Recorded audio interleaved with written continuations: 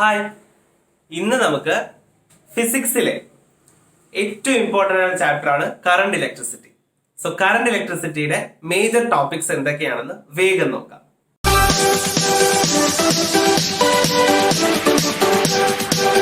എന്താ electric current എന്ന് വെച്ച് കഴിഞ്ഞാൽ charge flowing per unit time അല്ലെ, ചാർജ് ഒഴുകുന്നതിന്റെ നിരക്കിനെയാണ് നമ്മൾ ഇലക്ട്രിക് കറണ്ട് എന്ന് വിളിക്കുന്നത്. അതുകൊണ്ട് തന്നെ നമ്മൾ കറണ്ട് കാണുന്ന ഫോർമുല എന്താ, Q ബൈ ടി അല്ലെ. സാധാരണ കറണ്ട് കാണുന്ന ഫോർമുല Q ബൈ ടി. നമ്മൾ കറണ്ട് ഇലക്ട്രിസിറ്റി എന്ന് കേൾക്കുമ്പോൾ തന്നെ നമ്മുടെ മനസ്സിലേക്ക് ഓടി എത്തുന്ന ഒരു ലോ ഉണ്ട്. ഏതായിരുന്നു അത്? ഓംസ് ലാ. എന്തായിരുന്നു ഓംസ് ലാ പറയുന്നത്? ഓംസ് ലാ പറയുന്നത് ഇത്രയേ ഉള്ളൂ, ഒരു കോൺസ്റ്റന്റ് ടെമ്പറേച്ചറിൽ വോൾട്ടേജും കറണ്ടും ഡയറക്ട്ലി പ്രൊപ്പോർഷണൽ ആയിരിക്കും. വോൾട്ടേജും കറണ്ടും ഡയറക്ട്ലി പ്രൊപ്പോർഷണൽ ആയിരിക്കും. എല്ലാവർക്കും അറിയാം, കറണ്ട് കൂടുതലാണെങ്കിൽ വോൾട്ടേജ് കൂടും. നമ്മൾ വോൾട്ടേജ് കുറയുമ്പോൾ നമ്മൾ എന്താ വീട്ടിൽ പറയാറ്? കറണ്ട് കുറവാണെന്ന് പറയും അല്ലെ, അതേപോലെ. അപ്പൊ voltage is directly proportional to current. And is equal to നോക്കണമെങ്കിൽ കോൺസ്റ്റന്റ് മൾട്ടിപ്ലൈ ചെയ്യും. So we will multiply V is equal to I into R, where R is a constant called resistance. ഈ resistance കാണാൻ ഒരു ഫോർമുലയുണ്ട്. എന്തായിരുന്നു അത്? R is equal to rho into L by A. L എന്ന് പറഞ്ഞാൽ length, A എന്ന് പറഞ്ഞാൽ area. അപ്പൊ എന്താ റോ എന്ന് പറഞ്ഞു കഴിഞ്ഞാൽ റെസിസ്റ്റിവിറ്റി. റെസിസ്റ്റിവിറ്റി എപ്പോഴും ഒരു മെറ്റീരിയലിന്റെ പ്രോപ്പർട്ടിയാണ്. നമ്മളൊരു അലുമിനിയം എടുത്താൽ അതിനൊരു റെസിസ്റ്റിവിറ്റി ആണ്, കോപ്പർ എടുത്താൽ അതിനൊരു റെസിസ്റ്റിവിറ്റി ആണ്, ഗോൾഡ് എടുത്താൽ അതിനൊരു റെസിസ്റ്റിവിറ്റി ഉണ്ട്. സോ മെറ്റീരിയലിന്റെ പ്രോപ്പർട്ടിയാണ് റെസിസ്റ്റിവിറ്റി എന്ന് പറയുന്നത്. മറ്റൊരു ടേം ഇതിനകത്ത് വരുന്നത് കറണ്ട് ഡെൻസിറ്റി ആണ്. കറണ്ട് ഡെൻസിറ്റി കാണുന്ന ഫോർമുല എന്താ? കറണ്ട് ഡെൻസിറ്റി J ആണ്. സിമ്പിൾ. നമ്മൾ സാധാരണ പോപ്പുലേഷൻ ഡെൻസിറ്റി എന്താ? Population by area. ഒരു ഗിവൺ ഏരിയയിൽ എന്തുമാത്രം പോപ്പുലേഷൻ ഉണ്ട്. അതുപോലെ കറണ്ട് ഡെൻസിറ്റി എന്ന് പറഞ്ഞാൽ current by area. Current by area ആണ് നമ്മൾ കറണ്ട് ഡെൻസിറ്റി എന്ന് വിളിക്കുന്നത്.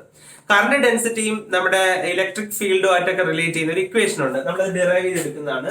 J is equal to E into sigma. Sigma എന്ന് വെച്ചാൽ കണ്ടക്ടിവിറ്റി ആണ്. സോ ഇങ്ങനെ ഒരു ഇക്വേഷൻ നമ്മൾ സാധാരണ ഡിറൈവ് ചെയ്തെടുക്കാറുണ്ട്. ഈ ചാപ്റ്റർ വരുന്ന വളരെ ഇമ്പോർട്ടന്റ് ആയ ടേം ആണ് ഡ്രിഫ്റ്റ് വെലോസിറ്റി. അതായത് സാധാരണഗതിയിൽ നമ്മളൊരു കണ്ടക്ടറിനെ എടുത്തു കഴിഞ്ഞാൽ ആ കണ്ടക്ടറിനകത്ത് ഇലക്ട്രോൺസ് കുറെ പേര് ഇങ്ങോട്ടായിരിക്കും, കുറെ പേര് അങ്ങോട്ടായിരിക്കും, കുറെ പേര് ഇങ്ങോട്ടായിരിക്കും, കുറെ പേര് ഇങ്ങോട്ടായിരിക്കും, അങ്ങനെ റാൻഡം ആയിട്ട് മൂവ് ചെയ്തുകൊണ്ടിരിക്കും. സോ ദ ആവറേജ് വെലോസിറ്റി എന്ന് പറയുന്നത് ഇറ്റ് വിൽ ബി സീറോ. എത്രയായിട്ട് പോകും? സീറോ ആയിട്ട്. എല്ലാം കൂടി കൂട്ടുമ്പോൾ സീറോ ആയിട്ട് മാറും.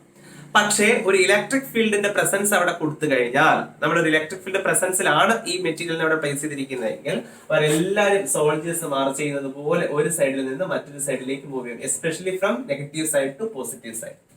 അങ്ങനെ അവർ മൂവ് ചെയ്യുമ്പോൾ അവർക്കുള്ള ആവറേജ് വെലോസിറ്റിയാണ് ഡ്രിഫ്റ്റ് വെലോസിറ്റി എന്ന് പറയുന്നത്. അതിന്റെ ഡെഫിനിഷൻ ഇങ്ങനെയാണ്: it is the when a conductor is placed in a electric field, the electrons will drift, will move from one end to another end with an average velocity called drift velocity. So drift velocity എപ്പോൾ മാത്രമേ applicable ആവത്തുള്ളൂ? ഒരു electric ഫീൽഡിന്റെ പ്രസൻസിൽ മാത്രം അല്ലെ. ഇപ്പൊ ഗ്രൗണ്ടിലേക്ക് നമ്മളൊരു sir വന്നു കഴിഞ്ഞാൽ കുട്ടികളെല്ലാം നല്ല അനുസരണയോടെ കൂടി പോകത്തില്ലേ, അതേപോലെ. സോ ഇതിനെയാണ് നമ്മൾ ഡ്രിഫ്റ്റ് വെലോസിറ്റി എന്ന് വിളിക്കുന്നത്. ഡ്രിഫ്റ്റ് വെലോസിറ്റി ഒരു ഇക്വേഷൻ നമ്മൾ ഡിറൈവ് ചെയ്തെടുക്കുന്നുണ്ട്. F is equal to ma എന്ന് എഴുതുന്നത്. അപ്പൊ F is equal to ma എന്ന് നമ്മൾ എഴുതും. ദെൻ നമുക്കറിയാം സാധാരണ ഇലക്ട്രോസ്റ്റാറ്റിക് നമ്മൾ പഠിക്കുന്നതാണ്. അത് ഫോഴ്സ് കാണാനായിട്ട് നമ്മൾ ഉപയോഗിക്കുന്ന ഫോർമുല E into Q. ഇവിടെ മൂവ് ചെയ്യുന്ന ചാർജ് ഏതാ? That is electron. So E minus E എന്ന് കൊടുക്കാം. ഇത് രണ്ടും F ആയതുകൊണ്ട് ഈ രണ്ട് ഇക്വേഷൻസ് നമുക്ക് ഇക്വേറ്റ് ചെയ്യാം. So ma is equal to E into minus E. Acceleration എന്ന് പറയുന്നത് എന്താ? Velocity by time. അപ്പൊ വെലോസിറ്റി ബൈ ടൈം. ഇവിടുത്തെ ടൈം എന്ന് പറയുന്നത് ഇങ്ങനെ മൂവ് ചെയ്യുമ്പോൾ ഇവർ പരസ്പരം കൊളൈഡ് ചെയ്യും. അപ്പൊ ഒരാളെ കൊളൈഡ് ചെയ്തതിനു ശേഷം അടുത്ത ആളെ കൊളൈഡ് ചെയ്യുന്നതിന് ഇടയ്ക്ക് ഒരു ടൈം ഗ്യാപ്പ് ഉണ്ട്. That is called relaxation time. രണ്ട് ഇടിക്കിടയിലുള്ള റിലാക്സ് ചെയ്യുന്ന time, that is called relaxation time. അതിന് സിമ്പിൾ നമ്മൾ ടോ ആണ് കൊടുക്കുന്നത്. സോ ആ ടൈം എന്ന് എഴുതുന്നതിന് പകരം നമ്മൾ അവിടെ എന്ത് കൊടുക്കും? ടോ എന്ന് കൊടുക്കും. Tau is the relaxation time. ഈ വെലോസിറ്റിയാണ് ഡ്രിഫ്റ്റ് വെലോസിറ്റി VD എന്ന് നമ്മൾ ഡിനോട്ട് ചെയ്യും. So drift velocity VD is equal to, അപ്പോൾ ഈ m താഴേക്ക് വരും അല്ലെ. So E into minus E by m and tau മുകളിലേക്ക് വരും into tau. So this is the equation to find drift velocity. ഈ ഡ്രിഫ്റ്റ് വെലോസിറ്റിയും കറണ്ടും തമ്മിൽ റിലേഷൻ ഉണ്ട്. അതെങ്ങനെയാ? Drift velocity VD is equal to VENA. ഇങ്ങനെ പഠിച്ചു വെക്കാൻ നിങ്ങൾക്ക്. Sorry, current is equal to VENA. ഇങ്ങനെ പഠിച്ചു വെക്കാൻ നിങ്ങൾക്ക്. So current is equal to Veena, അങ്ങനെ പഠിച്ചാൽ മതി, എളുപ്പത്തിൽ നിങ്ങൾക്ക് പഠിച്ചെടുക്കാം. Where V is the drift velocity. ബാക്കിയൊക്കെ നിങ്ങൾക്ക് അറിയാം. E എന്ന് പറഞ്ഞാൽ ഇലക്ട്രോണിന്റെ charge, N number of electrons, A is the area of cross section. So ഇതാണ് ഡ്രിഫ്റ്റ് വെലോസിറ്റിയും കറണ്ടും തമ്മിലുള്ള റിലേഷൻഷിപ്പ്. ഈ ഓംസ് ലോ വളരെ യൂണിവേഴ്സൽ ലോ ഒന്നുമല്ല, ഒത്തിരി പേര് ഇതിനെ വയലേറ്റ് ചെയ്യുന്നുണ്ട്. അത് നമ്മൾ violations or limitations of Ohm's law എന്ന് പറയും. എസ്പെഷ്യലി നമ്മൾ കുറച്ചുപേരുടെ കേസ് അവിടെ പഠിക്കുന്നുണ്ട്. സാധാരണ ഒരു കണ്ടക്ടറിനെ എടുത്താൽ പോലും അതിന്റെ കുറച്ച്, അതായത് ചെറിയ വാല്യൂ ഓഫ് കറണ്ടിലും വോൾട്ടേജിലും മാത്രമേ ഒരു പ്യുവർ കണ്ടക്ടർ ആണെങ്കിൽ പോലും അയാൾ ഓംസ് ലോ ഒബേ ചെയ്യുന്നുള്ളൂ. സാധാരണ മെറ്റലുകളെ നമ്മൾ നോക്കുമ്പോൾ ആ മെറ്റലുകൾ ഹയർ വോൾട്ടേജിലും ഹയർ കറണ്ടിലും ഇതിൽ നിന്നും ഡീവിയേറ്റ് ചെയ്ത് പോകുന്നതായിട്ട് നമ്മൾ കാണുന്നുണ്ട്. പിന്നെ ഇത് VI കറണ്ട് വോൾട്ടേജ് കറണ്ട് ഗ്രാഫാണ് നമ്മളിവിടെ വരച്ചിരിക്കുന്നത്. പക്ഷെ അതേസമയം നമ്മൾ വേറൊരു കേസ്, ഉദാഹരണത്തിന് ഗാലിയം ആർസനൈഡ് പോലെയുള്ള വസ്തുക്കളുടെ ഗ്രാഫ് നമ്മൾ എടുക്കുമ്പോൾ ഒരു കാര്യം പറയാൻ വിട്ടുപോയി. ഓംസിന്റെ ഗ്രാഫ് എപ്പോഴും സ്ട്രൈറ്റ് ലൈൻ ഗ്രാഫ് ആയിരിക്കണം കേട്ടോ. കാരണം വോൾട്ടേജും current directly proportion, VI graph എന്ന് പറയുന്നത് ഡയറക്ട്ലി പ്രൊപ്പോർഷൻ ഗ്രാഫാണ് വരേണ്ടത്. പക്ഷെ അതിൽ നിന്നുള്ള വ്യത്യാസങ്ങളാണ് നമ്മൾ പഠിച്ചിട്ട്. ഗാലിയം ആർസനൈഡ് പോലുള്ള വസ്തുക്കൾ നമ്മൾ നോക്കുമ്പോൾ അവരുടെ ഗ്രാഫ് ഇങ്ങനെയാണ് വരുന്നത്. അതായത് ഒരു സെയിം വാല്യൂ ഓഫ് വോൾട്ടേജിന് ഡിഫറെന്റ് വാല്യൂ ഓഫ് കറണ്ട് അവർ തരുന്നുണ്ട് എന്നുള്ളതാണ്. ഇത് ഗാലിയം ആർസനൈഡ് പോലുള്ള വസ്തുക്കൾ. അപ്പോൾ ഏത് ഒബേ ചെയ്യുന്നില്ല? ഓംസ് ലോ ഒബേ ചെയ്യുന്നില്ല. ഡയോഡിന്റെ കേസിൽ ഫോർവേഡ് കറണ്ട് ഒരുവിധം ഒബേ ചെയ്യുന്ന പറയാം, പക്ഷെ റിവേഴ്സ് വോൾട്ടേജ് എത്തുമ്പോൾ അതും ഓംസ് ലോ ഒബേ ചെയ്യുന്നില്ല. അപ്പോൾ ഡയോഡുകളും റിവേഴ്സ് കറണ്ടിലും റിവേഴ്സ് വോൾട്ടേജിലും ഓംസ് ലോ ഒബേ ചെയ്യുന്നില്ല. അപ്പോൾ ഓംസ് ലോ ഒബേ ചെയ്യാതെ ഇത്തരത്തിൽ ഒത്തിരി ആൾക്കാരുണ്ട്. ഇനി നമ്മൾ ഇതിനകത്ത് പഠിക്കുന്ന ഒരു റെസിസ്റ്ററിനകത്ത് റെസിസ്റ്റിവിറ്റി എങ്ങനെയാണ് റെപ്രസെന്റ് ചെയ്യുന്നത്, അതിന് കളർ കോഡ് ഉണ്ട് അല്ലെ. സോ നിങ്ങൾ കോഡൊക്കെ വെച്ച് പഠിച്ചിട്ട് BB Roy of great Britain has A very good wife എന്നൊക്കെ പറഞ്ഞിട്ട് ആ കോഡ് വെച്ച് നിങ്ങൾ പഠിച്ചിട്ടുണ്ടാവും. അതിനൊരു എക്സാമ്പിൾ കൂടി നമുക്ക് വേഗം ഒന്ന് ചെയ്യാം. So for example, here there is color red, black, brown and gold. അപ്പോൾ ഇങ്ങനെയാണ് കളേഴ്സ് തന്നിരിക്കുന്നതെങ്കിൽ നമുക്കറിയാം അതിന്റെ ഓർഡറിൽ BB റോയ്. അപ്പൊ ഇത് ബ്ലാക്ക്, ഇത് ബ്രൗൺ, ഇത് red. This is 0, this is 1 and this is 2. അപ്പൊ നമുക്ക് ഇതൊക്കെ ഇവിടെ ആവശ്യം വരുന്നുള്ളൂ, അതുകൊണ്ട് ഞാൻ അത്ര എഴുതി. അപ്പൊ ബ്ലാക്ക് ഇവിടെ ഇല്ല, പക്ഷെ റെഡ് ഉണ്ട്. റെഡ് എന്ന് പറയുമ്പോൾ 2, സോ 2. സെക്കൻഡ് കളർ ഏതാ? ബ്ലാക്ക്. ബ്ലാക്കിന്റെ കളർ എത്രയാ? 0, സോ 20. അത് കഴിഞ്ഞിട്ട് ഇൻറ്റു കൊടുക്കുക. തേർഡ് കളർ 10ന്റെ പവർ ആണ്, so into 10 raise to. Brown എന്ന് പറയുമ്പോൾ 1, so 10 raise to 1. Then plus or minus അത്രയും ഓം പ്ലസ് ഓർ മൈനസ് ഇട്ടിട്ട് ലാസ്റ്റ് ഇതിന്റെ ടോളറൻസ് എന്നാണ് വിളിക്കുന്നത്. ടോളറൻസ് എന്ന് പറയുന്നത് ഗോൾഡിനാണെങ്കിൽ 25%, സിൽവറിനാണെങ്കിൽ ഗോൾഡിന് 5%, സിൽവറിന് 10% ആൻഡ് കളർ ഒന്നുമില്ല, നോ കളർ ആണെങ്കിൽ ഇറ്റ് ഈസ് 20%. ഇവിടെ ഇപ്പൊ ഗോൾഡ് ആയതുകൊണ്ട് U can right plus or minus 5%. അപ്പൊ ഈ രീതിയിൽ കളർ കോഡ് യൂസ് ചെയ്തിട്ട് ഡീകോഡ് ചെയ്ത് നിങ്ങൾ റെസിസ്റ്റിവിറ്റി കണ്ടെത്തുന്നതും കൂടി പഠിച്ചു വെച്ചിരിക്കാം. ഈ റെസിസ്റ്റിവിറ്റി ടെമ്പറേച്ചറിനെ ഡിപ്പെൻഡ് ചെയ്യുന്ന ഒരു ടേം ആണ്. റെസിസ്റ്റിവിറ്റിയും ടെമ്പറേച്ചറും തമ്മിലുള്ള റിലേഷൻഷിപ്പ് എന്ന് പറയുന്നത് that is resistivity at temperature T is equal to resistivity at initial temperature into 1 plus alpha delta T. അപ്പൊ ഈ ഫോർമുല ഉപയോഗിച്ചിട്ടാണ് നമ്മൾ പുതിയ ഒരു പർട്ടിക്കുലർ ടെമ്പറേച്ചർ, ഒരു ഹയർ ടെമ്പറേച്ചറിലൊക്കെ ഉള്ള റെസിസ്റ്റിവിറ്റി കാണാൻ വേണ്ടിയിട്ട് നമ്മൾ ഈ ഫോർമുല യൂസ് ചെയ്യാറുണ്ട്. ഇതേപോലെ റെസിസ്റ്റിവിറ്റി ടെമ്പറേച്ചർ നമ്മൾ ഗ്രാഫ്സ് നോക്കാം. ഇപ്പൊ മെറ്റലിന്റെ കേസിലാണെങ്കിൽ റെസിസ്റ്റിവിറ്റി ഇൻക്രീസസ് വിത്ത് ടെമ്പറേച്ചർ. ഇങ്ങനെ ഒരു ഗ്രാഫ് അല്ല, കുറച്ച് വളഞ്ഞു വരുന്ന ഗ്രാഫ്. പക്ഷെ അതേസമയം സെമി കണ്ടക്ടർ കേസിൽ decreases with temperature. Resistivity decreases with temperature. പിന്നെ ചില ആൾക്കാർ, നിക്രോം പോലെയുള്ള ആൾക്കാർക്ക് there is no much effect of temperature. Temperature resistivity തമ്മിൽ വലിയ കണക്ഷൻസ് ഒന്നും ഇല്ല. ടെമ്പറേച്ചറും റെസിസ്റ്റിവിറ്റിയും തമ്മിൽ വലിയ കണക്ഷൻസ് ഇല്ല. അവർക്ക് ഏകദേശം കോൺസ്റ്റന്റ് ആയിട്ട് തന്നെയാണ് നിൽക്കുന്നത്. ഇവിടെ നമ്മൾ പഠിക്കുന്ന ഒരു വളരെ ഇമ്പോർട്ടന്റ് പോയിന്റ് ആണ് മാംഗനിൻ ആൻഡ് കോൺസ്റ്റന്റാൻ എന്ന് പറയുന്ന രണ്ട് മെറ്റീരിയൽസ് സ്റ്റാൻഡേർഡ് റെസിസ്റ്റേഴ്സ് ആയിട്ട് യൂസ് ചെയ്യും. Because they have no effect of temperature on their resistivity. അതുകൊണ്ടാണ് അവരെ സ്റ്റാൻഡേർഡ് റെസിസ്റ്റേഴ്സ് ആയിട്ട് യൂസ് ചെയ്യുന്നത്. ആരൊക്കെയായിരുന്നു? മാംഗനിൻ ആൻഡ് കോൺസ്റ്റന്റാൻ. മാംഗനിൻ ആൻഡ് കോൺസ്റ്റന്റാൻ ഈ രണ്ടുപേരെയാണ് സ്റ്റാൻഡേർഡ് റെസിസ്റ്റേഴ്സ് ആയിട്ട് യൂസ് ചെയ്യുന്നത്. ഇനി ഈ ചാപ്റ്ററിൽ വളരെ ഇമ്പോർട്ടന്റ് ആയിട്ട് വരുന്നത് റെസിസ്റ്റേഴ്സിന്റെ കോമ്പിനേഷൻസ് ആണ്. റെസിസ്റ്റേഴ്സ് നമ്മൾ രണ്ട് രീതിയിലാണ് സാധാരണ കമ്പൈൻ ചെയ്യുന്നത്. ഒന്ന് സീരീസ് കോമ്പിനേഷൻ, ഒന്ന് പാരലൽ കോമ്പിനേഷൻ.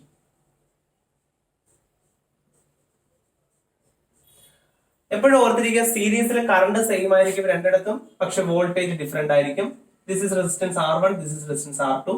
എന്നാൽ നേരെ തിരിച്ചാണ് പാരലൽ വരുമ്പോൾ ഇവിടെ കറണ്ട് രണ്ടായിട്ട് സ്പ്ലിറ്റ് ചെയ്യും. So I1 and I2, but the voltage will be same. This is resistance R2 and this is resistance R1. അപ്പൊ ഇവിടെ ആരാ സ്പ്ലിറ്റ് ആയത്? വോൾട്ടേജ് അല്ലേ. അപ്പൊ ടോട്ടൽ വോൾട്ടേജ് എങ്ങനെ കണ്ടുപിടിക്കും? V1 പ്ലസ് V2 എന്ന് കണ്ടുപിടിക്കും അല്ലെ. വോൾട്ടേജ് കാണുന്ന formula V is equal to I into R. So I into R effective is equal to V1 കണ്ടുപിടിക്കുന്നത് അവിടുത്തെ കറണ്ടും അവിടുത്തെ വോൾട്ടേജും. That is I into R1 plus I into R2. സ്വാഭാവികമായിട്ട് കോമൺ ടേം I കോമൺ ആയിട്ട് cancel ചെയ്യുക. That is R effective is equal to R1 plus R2. So രണ്ട് resistors ആണ് പാരലൽ സീരീസ് ആയിട്ട് കണക്ട് ചെയ്യുന്നെങ്കിൽ നമ്മൾ ഈ രീതിയിൽ കണ്ടുപിടിക്കും. മൂന്നെണ്ണം ഉണ്ടെങ്കിൽ എല്ലാം ഇതിൽ കൂട്ടി പോയാൽ മതി. അതേസമയം അപ്പുറത്തെത്തുമ്പോഴത്തേക്കും അവിടെ സ്പ്ലിറ്റ് ആയിരിക്കുന്ന കറണ്ട് ആണ്. So I is equal to I1 plus I2. അപ്പൊ സ്വാഭാവികമായിട്ട് കറണ്ട് കാണുന്ന ഫോർമുല V by R ആണ്. That R is R effective is equal to I1 കാണണമെങ്കിൽ അവിടുത്തെ വോൾട്ടേജും അവിടുത്തെ റെസിസ്റ്റൻസും that is V by R1 plus V by R2. Common term V ആണ്. V കോമൺ ആയിട്ട് ക്യാൻസൽ ചെയ്ത് കഴിഞ്ഞാൽ the answer is 1 by R effective is equal to 1 by R1 plus 1 by R2.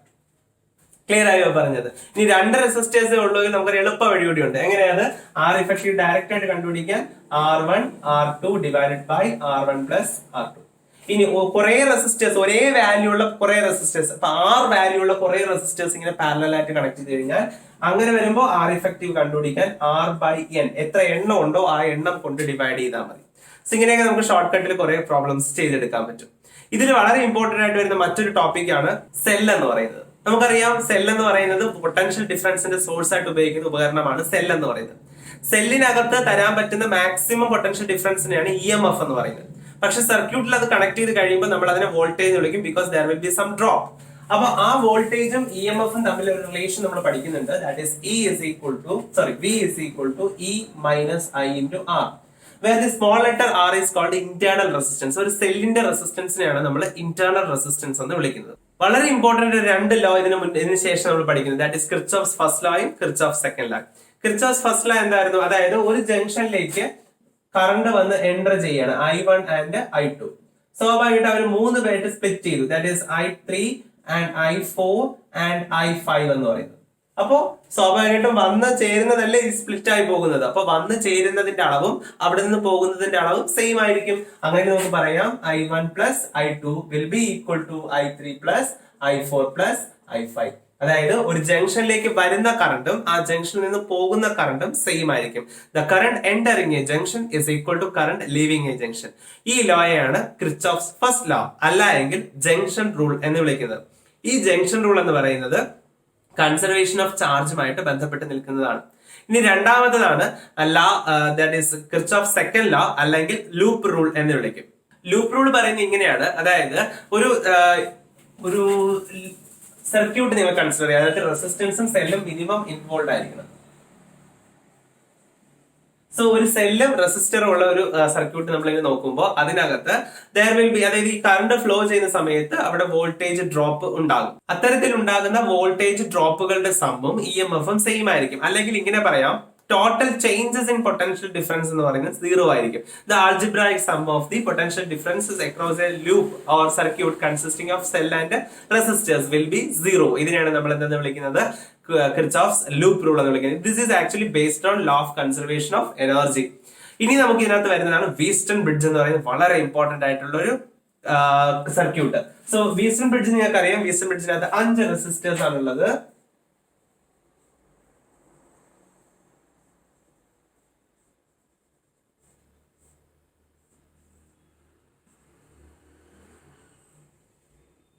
നാല് റെസിസ്റ്റേഴ്സ് ആണുള്ളത്. ഓക്കെ, അപ്പൊ ഇതിൽ നമ്മൾ resistors R1, R2, R3 and R4 നമ്മൾ ഇതിനെ ബാലൻസ്ഡ് കണ്ടീഷനിലേക്ക് കൊണ്ടുവരും. ബാലൻസ്ഡ് കണ്ടീഷന്റെ പ്രത്യേകത, ബാലൻസ് കണ്ടീഷനിൽ galvanometer will show zero deflection. അപ്പൊ അവിടെ ഡിഫ്ലക്ഷൻ ഒന്നും കാണില്ല. ദാറ്റ് മീൻസ് ഇവിടെ കൂടി കറണ്ട് ഒന്നുമില്ല. ഇപ്പൊ ഇവിടെ കൂടി ഒഴുകുന്ന കറണ്ട് IG ആണെങ്കിൽ ദാറ്റ് IG വിൽ ബി 0. അപ്പൊ ഇതുവഴി പോകുന്ന കറണ്ട് ഇങ്ങനെ പോയി ചേർന്ന് ഒരുമിച്ച് പോകുന്നു എന്നുള്ളതാണ് ഉദ്ദേശിക്കുന്നത്. സോ ഇവിടെ കൂടി ഒഴുകുന്ന കറണ്ട് I1, ഇവിടെ കൂടി ഒഴുകുന്നത് I2, then ഇവിടെ കൂടി വരുന്നത് I3. that I1 will be equal to I3 and then this is I4. I2 will be equal to I4. ഇതാണ് ബാലൻസ്ഡ് കണ്ടീഷൻ എന്ന് വിളിക്കുന്നത്. ഈ ബാലൻസ്ഡ് കണ്ടീഷനിൽ നമ്മൾ ഒരു ഇക്വേഷൻ ഡിറൈവ് ചെയ്യുന്നുണ്ട് അല്ലെ? നിങ്ങൾക്ക് അറിയാം, ആ ഇക്വേഷൻ ഡെറിവേഷൻ നോക്കിക്കൊള്ളുക. And the last equation will be R1 by R2 is equal to R3 by R4. So ഇങ്ങനെ ഇക്വേഷൻ നമ്മൾ ഡിറൈവ് ചെയ്യും. ഇതിന്റെ ഒരു ആപ്ലിക്കേഷൻ ആണ് നമ്മൾ ഏതെന്ന് പറയുന്നത് മീറ്റർ ബ്രിഡ്ജ് എന്ന് പറയുന്നത്. മീറ്റർ ബ്രിഡ്ജ് നമ്മൾ എന്തിനാണ് ഉപയോഗിക്കുന്നത്? ഒരു അൺനോൺ റെസിസ്റ്ററിനെ കണ്ടുപിടിക്കുക. ഇതിൽ ഏതെങ്കിലും റെസിസ്റ്ററിനെ അൺനോൺ ആക്കി നമ്മൾ വെക്കും, എന്നിട്ട് ആ റെസിസ്റ്ററിനെ നമ്മൾ കണ്ടുപിടിക്കും. ജസ്റ്റ് പ്രിൻസിപ്പിൾ മാത്രം നിങ്ങൾ നന്നായിട്ടൊന്ന് ഓർത്തിരിക്കുക. പിന്നെ വരുന്നതാണ് ഈ ചാപ്റ്ററിലെ രണ്ടാമത്തെ ഇമ്പോർട്ടന്റ് ഡിവൈസ് എന്ന് പറയുന്നത് നമുക്ക്, ദാറ്റ് ഈസ് പൊട്ടൻഷ്യോമീറ്റർ.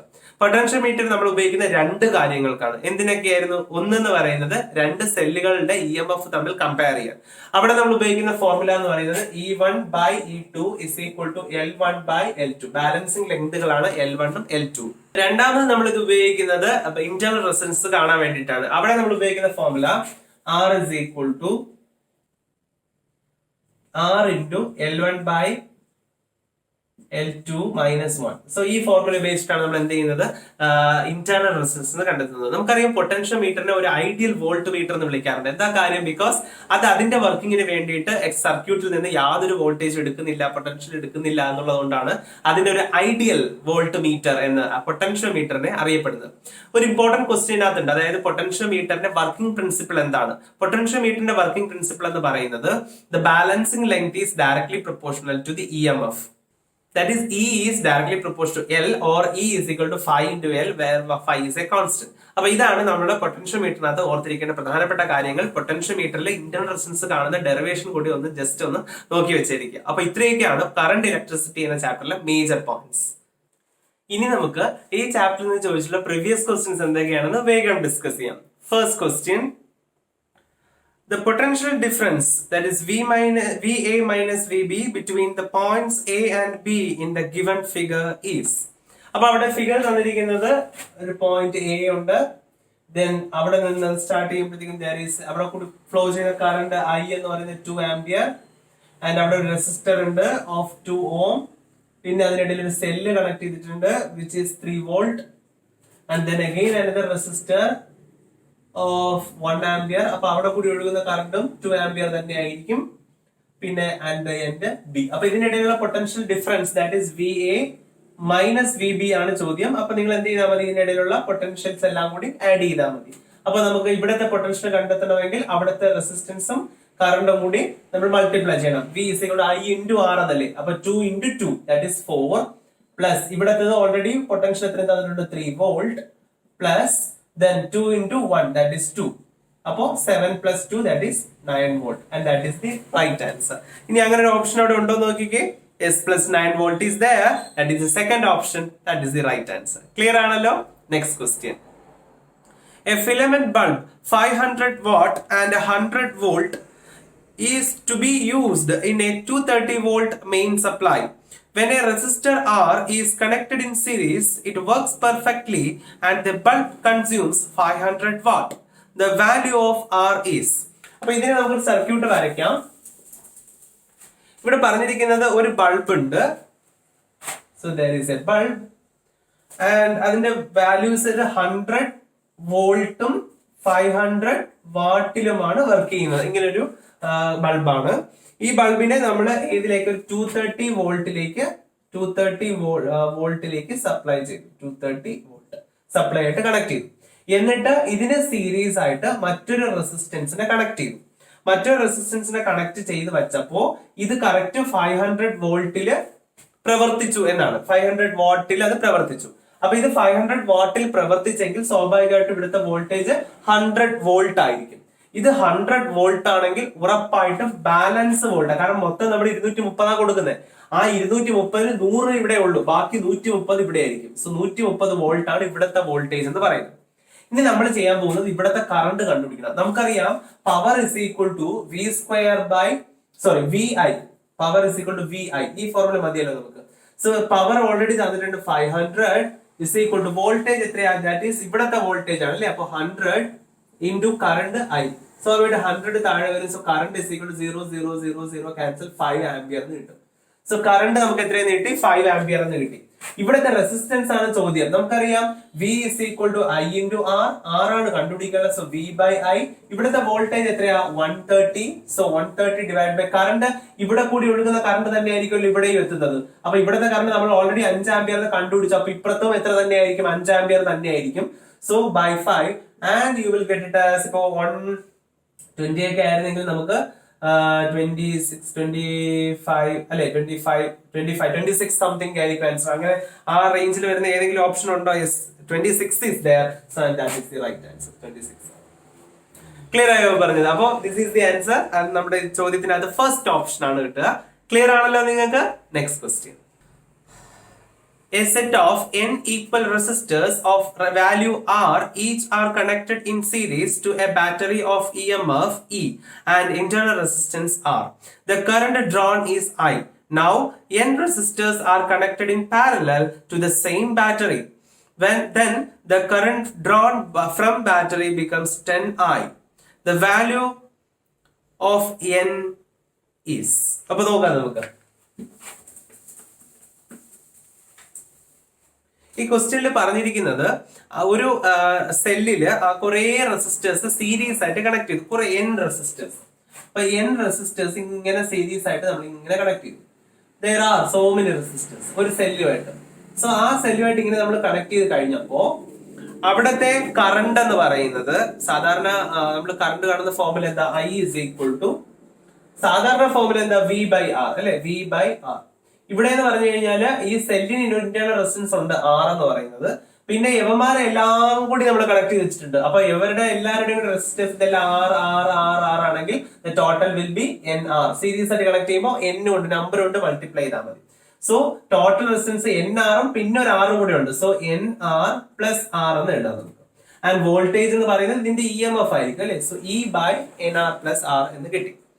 ഇനി ഈ ക്വസ്റ്റ്യനിൽ പറഞ്ഞിരിക്കുന്നത് നമ്മൾ ഇതിനെ ഈ സെല്ലുകൾ നമ്മൾ ഈ റെസിസ്റ്റേഴ്സിനെല്ലാം പിന്നെ കണക്ട് ചെയ്തത് പാരലൽ ആയിട്ട് കണക്ട് ചെയ്തു. അങ്ങനെ പാരലൽ ആയിട്ട് ഇങ്ങനെ കുറെ കണക്ട് ചെയ്ത് വന്നപ്പോ ഇവിടത്തെ കറണ്ട് എന്ന് പറയുന്നത് 10I ആയിട്ട് മാറി. ദാറ്റ് ഇസ് 10 ആയിട്ട് മാറി. 10 എന്ന് പറയുന്ന കറണ്ട് ആയിട്ട് മാറി. സോ ഇസ് ഈക്വൽ ടു അവിടെ നമ്മൾ ഫോർമുല എങ്ങനെ വരും? E ഡിവൈഡഡ് ബൈ നോക്കൂ, പാരലൽ ആയിട്ടാണ് ഒരേ വാല്യൂ റെസിസ്റ്റേഴ്സിനെ കണക്ട് ചെയ്യുന്നതെങ്കിൽ ഇഫക്റ്റീവ് റെസിസ്റ്റൻസ് കാണാൻ R effective is equal to R by N ചെയ്താൽ മതി. ഒരേ വാല്യൂ ആണെങ്കിൽ n എണ്ണം, ഇപ്പൊ 2 എണ്ണം ആണെങ്കിൽ R ബൈ 2, 3 ആണെങ്കിൽ R ബൈ 3, 4 ആണെങ്കിൽ R ബൈ 4, അങ്ങനെ. ഇപ്പൊ ഇവിടെ n എണ്ണം ഉണ്ടെങ്കിൽ R ബൈ N എന്ന് ചെയ്താൽ മതി. അപ്പൊ ഇവിടത്തെ മൊത്തം എത്രയെന്ന് കിട്ടായി? N. ഇത്രയും കൂടി ചേരുമ്പോ R ബൈ N. പിന്നെ ഒരാൾ ഇവിടെ ഇരിപ്പുണ്ട് R അല്ലെ? So 10I is equal to E by ഇവിടെ ടോട്ടൽ റെസിസ്റ്റൻസ് ഇവിടെ എത്രയായി? R ബൈ N ആയി അല്ലെ? അപ്പൊ R ബൈ N പ്ലസ് ഒരു R കൂടി ഉണ്ട്, പ്ലസ് R. അപ്പൊ ഇത് നമുക്ക് ക്രോസ് ചെയ്യാം. ക്രോസ് ചെയ്യുമ്പോൾ എങ്ങനെ കിട്ടും? Is equal to E by ഈ N ഇങ്ങോട്ട് മൾട്ടിപ്ലൈ ആവും. So R plus NR divided by N. ആ N മുകളിലേക്ക് കയറും. സോ ഇൻടു N ആവും. അത് ക്ലിയർ ആണല്ലോ ഇത്? സോ നമുക്ക് രണ്ട് equation, this is equation number 2, രണ്ടും കൂടി നമുക്ക് ഡിവൈഡ് ചെയ്യാം. ദാറ്റ് ഈസ് I ബൈ ഒരു കാര്യം തിരിച്ച് ഡിവൈഡ് ചെയ്യാം. ദാറ്റ് ഈസ് 10I ബൈ അല്ലെങ്കിൽ വേറെ എളുപ്പ വഴിയുണ്ട്. നോക്കൂ, E ബൈ E ഇൻറ്റു ഇതെന്ന് പറയുന്നത് ഈ ടേം അല്ലേ ഇതാ ഇവിടെ കിടക്കുന്നത്. ഈ സൈഡിലുള്ള I ഇവിടെയും ഉണ്ടല്ലോ. അപ്പൊ എന്താ എക്സ്ട്രാ കിടക്കുന്നത്? N അല്ലേ? അപ്പൊ N എന്ന് പറയുന്നത് എത്രയായിരിക്കും? 10 ആയിരിക്കും. ഈസി ആയിട്ട് ചെയ്തുകൂടെ? So N is equal to 10. N is the number. Clear ആയോ പറഞ്ഞത്? സോ എന്താണ് ഇവിടെ ചോദ്യമായിട്ടിരിക്കുന്നത്? N is equal to 10. First option, that is the right answer. വേഗത്തിൽ ചെയ്തെടുക്കാൻ പറ്റും. Next question. A battery consists of a variable number of n of identical cells having internal resistance R each, which are connected in series. The terminals of the battery are short circuited and the current I is measured. Which of the graphs shows the correct relationship between I and N? അപ്പൊ ഇവിടെ ചോദിച്ചിരിക്കുന്നത് കുറെ സെല്ലുകളെ series ആയിട്ട് connect ചെയ്തിരിക്കുന്നു എന്നാണ്. Series ആയിട്ടാണ് connect ചെയ്തിരിക്കുന്നത്. അപ്പൊ സീരീസ് ആയിട്ട് സെല്ലുകളെ കണക്ട് ചെയ്യുമ്പോൾ നമുക്കറിയാം ഇവിടത്തെ EMF E, ഇവിടത്തത് E ഐഡന്റിക്കൽ ആണല്ല. അതുപോലെ ഇന്റർണൽ റെസിസ്റ്റൻസ് R എന്ന് വരും. സോ ടോട്ടൽ വോൾട്ടേജ് എന്ത് കിട്ടും? NE and total resistance NR. അപ്പൊ what is the total current? Total current is equal to N into E by N into R അല്ലെ? NE by NR. Voltage by resistance ആണല്ലോ current എന്ന് പറയുന്നത്. ഇതിൽ സ്വാഭാവികമായിട്ടും N ഉം ക്യാൻസൽ ആവും. Answer will be E by R. ഈ E by R എന്ന് പറയുന്നത് അതായത് ഒരു സെല്ലിനെ സംബന്ധിച്ച് EMF ഉം ഇന്റർണൽ റെസിസ്റ്റൻസും തമ്മിൽ ഡിവൈഡ് ചെയ്ത് കിട്ടുന്ന ആൻസർ എന്ന് പറയുന്നത് കോൺസ്റ്റന്റ് ആയിരിക്കും. So I is a constant. I constant എന്ന് പറഞ്ഞാൽ എങ്ങനെയായിരിക്കും ഗ്രാഫ് വരിക? സോ ഐയുടെ ഗ്രാഫ് വരയ്ക്കുമ്പോൾ it will be a straight line. So എന്നിനനുസരിച്ച് ഐയുടെ വാല്യൂ ഒരിക്കലും മാറ്റം വരാതെ സ്ട്രൈറ്റ് ആയിട്ടായിരിക്കും. കാരണം E ബൈ R എല്ലായിടവും സെയിം ആണ്. സോ അങ്ങനെയെങ്കിൽ ഒരു സ്ട്രൈറ്റ് ലൈൻ ഗ്രാഫ് ആയിരിക്കും നമുക്ക് കിട്ടുക. അത്തരത്തിലുള്ള ഗ്രാഫ് അവിടെ ഉണ്ടോ? ഉണ്ട്. That is the first option. That is the right answer. Clear ആണല്ലോ? Next question. 6 similar bulbs are connected as shown in the figure with a DC source of EMF E and 0 internal resistance. The ratio of power consumption by the bulbs when all are glowing and in the situation when 2 of section A and 1 from section B are glowing will be. അപ്പോൾ ഇവിടെ ഒരു ബൾബുമായിട്ട് ബന്ധപ്പെട്ട ഒരു question ആണ്. അപ്പോൾ ഇവിടെ first A എന്നും B നമ്മൾ രണ്ട് സെക്ഷൻ ആയിട്ടാണ് തന്നിരിക്കുന്നത്. സോ there are എയില് 3 ബൾബ് ഉണ്ട്, ബിയിലും 3 ബൾബ് ഉണ്ട്. ഇതിന്റെ എല്ലാ റെസിസ്റ്റൻസ് R ആയിരിക്കും, ഐഡന്റിക്കൽ ആണല്ലോ. So everything will be R. So ഇതിനെ ഒരു സെല്ലുമായിട്ട് കണക്ട് ചെയ്തിട്ടുണ്ട്. അപ്പോൾ അതിന്റെ EMF E ആണ് എന്നൊക്കെ പറഞ്ഞിട്ടുണ്ട്. ഇന്റേണൽ റെസിസ്റ്റൻസ് 0 ആണ് എന്നൊക്കെ പറഞ്ഞിട്ടുണ്ട്. അതായത് അയാളെ അതിന്റെ റെസിസ്റ്റൻസ് കൺസിഡർ ചെയ്യേണ്ട എന്നാണ് ഉദ്ദേശിക്കുന്നത്. അപ്പൊ രണ്ട് സിറ്റുവേഷൻ ആണ് ഇവിടെ. ആദ്യം ഇതെല്ലാരും ഗ്ലോ ചെയ്യുന്ന ഒരു സിറ്റുവേഷൻ, നമുക്ക് അത് ആദ്യം ചെയ്യാം. എന്നിട്ട് അവിടുത്തെ പവർ നമുക്ക് ആദ്യം ഒന്ന് കണ്ടെത്താം. പവർ കണ്ടെത്തണമെങ്കിൽ റെസിസ്റ്റൻസ് അറിയണം. അപ്പൊ ഫസ്റ്റത്തെ കേസിൽ കേസ് വണ്ണിലെ റെസിസ്റ്റൻസ് എങ്ങനെ കണ്ടെത്തും? ഇതെല്ലാം R അല്ലേ, സോ ടോട്ടൽ R/N. ഇവിടെയോ 3 R അല്ലേ, അപ്പൊ R/N. സോ ടോട്ടൽ എന്ന് പറഞ്ഞാൽ ഇത് രണ്ടും കൂടി കൂട്ടണം. അപ്പൊ R/N plus R/N, that is 2 into R/N. That is the resistance value. ഇനി അവിടെ എന്താ പറഞ്ഞിരിക്കുന്നത്? പവർ നമുക്ക് കണ്ടെത്തണം അല്ലെ. The ratio of power consumed ആണ്. പവർ കാണുന്ന ഫോർമുല എന്താ? Power is equal to V square by R. So V square എന്ന് പറഞ്ഞാൽ ഇവിടെ EMF E ആണ്. So E square by R എന്ന് പറഞ്ഞാൽ total resistance, that is 2 into R/N ആണ്. ക്ലിയർ ആണല്ലോ. ഇനി നമുക്ക് ചെയ്യാനുള്ളത് ഇവിടെ ഈ N എന്ന് പറയുന്നത് ദാറ്റ് ഈസ് 3 എണ്ണമാണ് ഇവിടെ ഉള്ളത് അല്ലെ, 3 ഇതാണ്. അപ്പൊ R/N എന്ന് പറയുമ്പോൾ R/3 ആണ്. This is R/3, this is also R/3. So 2 into R/3. അപ്പൊ ഇവിടെ 3 എന്ന് വരും. സ്വാഭാവികമായിട്ട് 3 മുകളിലോട്ട് കയറും. So 3 into E square by 2R എന്ന് കിട്ടും. ക്ലിയർ ആണല്ലോ. അടുത്ത രണ്ടാമത്തെ സിറ്റുവേഷനിൽ പറയുന്ന രണ്ട് സെക്ഷൻ, ഇതിൽ നിന്ന് 2 ബൾബേ ഉള്ളൂ. അപ്പൊ 1 2. ഓക്കെ, എയിൽ നിന്ന് 2 ബൾബും പിന്നെ ഇതിൽ നിന്ന് 1 എണ്ണം. ഇത് 3 ആണ് കണക്ട് ചെയ്തിരിക്കുന്നത്. അപ്പൊ അങ്ങനെ വരുമ്പോഴത്തേക്കും ഇവിടത്തെ ഇന്റേണൽ റെസിസ്റ്റൻസ് എന്ന് പറയുന്നത് R/2, ഇവിടത്തെ വെറും R. സോ ടോട്ടൽ എന്ന് പറയുന്നത് R/2 പ്ലസ് R. അപ്പൊ 2 അങ്ങോട്ട് കയറും, ദാറ്റ് ഇസ് 3R/2 എന്ന് കിട്ടും. 3R/2. സോ ഇവിടത്തെ പവർ കേസ് 2 ആണ് നമ്മൾ ഡിസ്കസ് ചെയ്തുകൊണ്ടിരിക്കുന്നത്. കേസ് 2 പവർ എങ്ങനെ വരും? Power is equal to V square, അത് എത്ര? E സ്ക്വയർ തന്നെ, E സ്ക്വയർ ബൈ R എന്ന് പറയുന്നത് ദാറ്റ് ഇസ് 3R/2. 2 മുകളിലേക്ക് കയറും, that is E square by 2E square by 3R എന്ന് കിട്ടും. ഇനി നമുക്ക് എന്ത് ചെയ്യാം? ഇത് തമ്മിലുള്ള റേഷ്യോ ആണ് ചോദ്യം. അപ്പോ നമുക്ക് ഇത് P1 എന്നും ഇത് P2 എന്ന് എടുക്കാം. സോ P1 ബൈ P2 ആണ് ചെയ്യാനുള്ളത്. സോ P1 എന്ന് പറയുന്നത് that is 3E square by 2R divided by then 2E square by 3R. സ്വാഭാവികമായിട്ടും E square cancel, R cancel, 3 മുകളിലേക്ക് കയറും. So 3 into 3 9 by 2 into 2 4. So 9/4 എന്ന് കിട്ടി. 9/4 അല്ലെങ്കിൽ 9:4 അങ്ങനെ ഒരു ഓപ്ഷൻ അവിടെ ഉണ്ടോ? ഉണ്ട്. That is the second option, that is the right answer. Clear ആയോ ഇത്? Next question. Which of the following acts as a circuit protection device? താഴെ തന്നിരിക്കുന്നതിൽ സർക്യൂട്ട് പ്രൊട്ടക്ട് ചെയ്യാൻ വേണ്ടി, എസ്പെഷ്യലി ഓവർലോഡിങ് അല്ലെങ്കിൽ ഷോർട്ട് സർക്യൂട്ട് ഒക്കെ വരുമ്പോൾ നമ്മുടെ സർക്യൂട്ടിനെ പ്രൊട്ടക്ട് ചെയ്യാൻ വേണ്ടി ഉപയോഗിക്കുന്ന ഉപകരണം ഏത് എന്നുള്ളതാണ് 10ാം ക്ലാസ്സിലൊക്കെ നമ്മൾ പഠിക്കുന്നതാണ്. That is fuse wire is used. അപ്പൊ ഫ്യൂസ് എന്നൊരു ഓപ്ഷൻ അവിടെ ഉണ്ട്. That is the 4th option, that is the right answer. Simple ആയി പോയി അല്ലേ? സോ ഇങ്ങനെയും ക്വസ്റ്റ്യൻസ് ചോദിക്കാം. Okay, next question. The resistance of a wire is R ohm if it is melted and stretched to n times its original length. Its new resistance will be. അപ്പൊ ഇവിടെ ഇത്തരത്തിലുള്ള question ചെയ്യുമ്പോൾ ഒരു പ്രത്യേക കാര്യം ശ്രദ്ധിക്കണം. ഇവിടെ സ്ട്രെച്ച്ഡ് എന്നാണ് പറഞ്ഞിരിക്കുന്നത്. അപ്പൊ ഇത്തരം സ്ട്രെച്ച് ചെയ്യുന്ന കേസുകളിൽ volume will remain A constant. മറക്കരുത്, ഒരു വയറിനെ അതിന്റെ ഒറിജിനൽ ലെങ്ത്തിൽ നിന്ന് നമ്മൾ എത്ര സ്ട്രെച്ച് ചെയ്താലും അതിന്റെ ലെങ്ത് കൂടുന്നതനുസരിച്ച് ഏരിയ കുറയും. And the volume will remain constant, same എന്നാണ്. അപ്പൊ ഇവിടെ സാധാരണ നമുക്ക് റെസിസ്റ്റൻസ് കാണുന്ന ഫോർമുല റോ ഇൻറ്റു L/A എന്നതാണ്. എ എന്ന് പറഞ്ഞാൽ ഏരിയ. നമുക്ക് വോളിയം കാണുന്ന ഫോർമുല എന്താ? That is area into length എന്നാണ്. അപ്പൊ area is equal to volume by length എന്ന് എഴുതി കൂടെ? അപ്പൊ ഏരിയക്ക് പകരം you can write volume by length. അപ്പൊ ലെങ്ത് മുകളിലേക്ക് കയറും. So R is equal to rho into L square by B. ഇതാണ് പ്രീവിയസ് ആയിട്ടുള്ള റെസിസ്റ്റൻസ് എന്ന് പറയുന്നത്. ഇനി ഇവിടെ പറഞ്ഞിരിക്കുന്നത് സ്ട്രെച്ച് ചെയ്തിട്ട് n ടൈംസ് ഓഫ് L. അപ്പൊ ന്യൂ L ഡാഷ് എന്ന് പറയുന്നത് n ആയിട്ട് മാറി. സോ പുതിയ R ഡാഷ് എന്ന് പറഞ്ഞാൽ റോ ഇൻറ്റു Lന് പകരം n into L the whole square by V എന്ന് വരും. സോ സ്വാഭാവികമായിട്ടും ഇത് നമ്മൾ മൾട്ടിപ്ലൈ ചെയ്യുമ്പോൾ n സ്ക്വയർ ആയി. സോ n സ്ക്വയർ ഇൻറ്റു ബാക്കി എന്തൊക്കെയാ? റോ ഇൻറ്റു Lന്റെ square L square by V. അപ്പൊ സ്വാഭാവികമായിട്ടും ഇതെന്താ? ഇതാണ് പ്രീവിയസ് റെസിസ്റ്റൻസ് R എന്ന് പറയുന്നത്. So n square R is the answer. അങ്ങനെ ഒരു ഓപ്ഷൻ ഇവിടെ ഉണ്ടോ? n സ്ക്വയർ R എന്ന് പറഞ്ഞിട്ട്? യെസ്, R എന്ന് പറഞ്ഞാൽ R1 ആകാം. Okay, so that is the second option, that is n square R, and that is the right answer. Next question.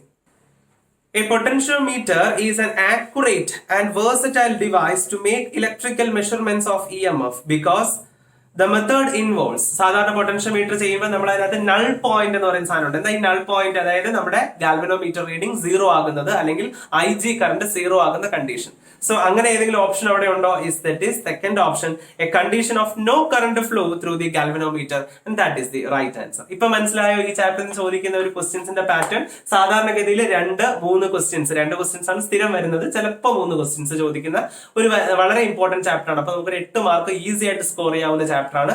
നല്ല കോൺസെപ്റ്റ് ബേസ് ചെയ്തിട്ട് വേണം നിങ്ങൾ ഇതിന്റെ ആൻസേഴ്സ് ചെയ്യാൻ, കാരണം കോൺസെപ്റ്റ് ബേസ്ഡ് ക്വസ്റ്റ്യൻസ് ഇതിനകത്ത് വരാറുണ്ട്. എന്നാലും നിങ്ങൾ അധികം കുഴപ്പിക്കാതെ തന്നെ മാർക്ക് സ്കോർ ചെയ്യുന്ന ചാപ്റ്റർ ആയിരിക്കും. അപ്പോൾ ക്ലാസ്സസ് ഇഷ്ടമായെങ്കിൽ നിങ്ങൾ എല്ലാ ഫ്രണ്ട്സിനും ഷെയർ ചെയ്യണം. ഒപ്പം നിങ്ങളുടെ അഭിപ്രായങ്ങൾ കമന്റ്സ് ആയിട്ട് താഴെ ഇടുകയും വേണം. ഓക്കെ, അപ്പൊ സബ്സ്ക്രൈബ് ചെയ്യാൻ മറക്കരുതേ. നിങ്ങൾ എപ്പോഴും കൂടെ കാണണം. നീറ്റിന്റെ ഒത്തിരി ക്ലാസ്സസ് ഇനിയും മുന്നോട്ടുണ്ട്, ഏകദേശം 10ഓളം ക്ലാസ്സുകൾ ഇനി എടുക്കാനുണ്ട്. അപ്പൊ അതൊക്കെ എടുത്തു തരും, നിങ്ങൾ പേടിക്കേ വേണ്ട. എക്സാം പോസ്റ്റ്പോൺ ആവുമെന്നൊന്നും അറിയത്തില്ല, എന്നാലും നമുക്ക് പ്രിപ്പയർ ആയിട്ടിരിക്കാം. ഓക്കെ, അപ്പോ നിങ്ങളുടെ പരീക്ഷ തീരുന്നത് വരെയും അതിനുശേഷം നിങ്ങളുടെ പഠനത്തിന് എന്നും ഞാനും കൂടെ കാണും.